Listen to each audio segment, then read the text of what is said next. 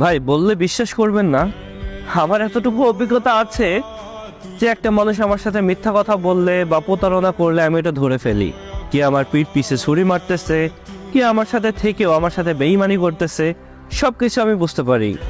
কিন্তু ভাই আমি এতটাও বলদ যে যারা আমার সাথে বেইমানি করে, যারা আমার ভালোবাসা বোঝে না, যারা আমার মূল্য বোঝে না, আমি তাদের উপরেই ভরসা করে বসি।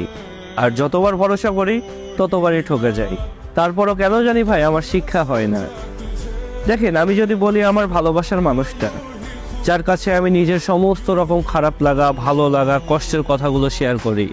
এখন আমার কথা হচ্ছে, তোমার কাছ থেকে আমি যে কষ্টগুলো পাই, যে খারাপ লাগাগুলো উপহার পাই, সেই কথাগুলো আমি কার কাছে বলবো? সবার দেওয়া দুঃখের কথা তোমার কাছে বলে নিজেকে হালকা করি। এখন তুমি যে দুঃখগুলো দাও, সেই দুঃখগুলো আমার হজম করা ছাড়া কোনো রাস্তা নেই। আমি আর আমার রব জানি কতটা দুঃখ কষ্ট নিয়ে আমি হাসি মুখে বেঁচে আছি। তবে আমি একটা কথাই বলবো, যে বা যারা আমার গুরুত্ব বুঝতেছো না, তোমরা একদিন বুঝবা। এমন মানুষ জীবনে পাওয়া যায় না ভাই। এই বর্তমান জেনারেশনে এসে সঠিক ভালোবাসার মানুষকে খুঁজে পাওয়াটা অনেক টাফ।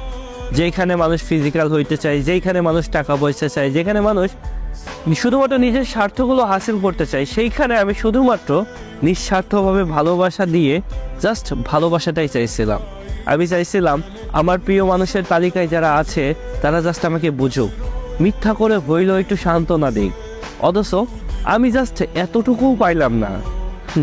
আসলে দোষ আমারই হয়তো।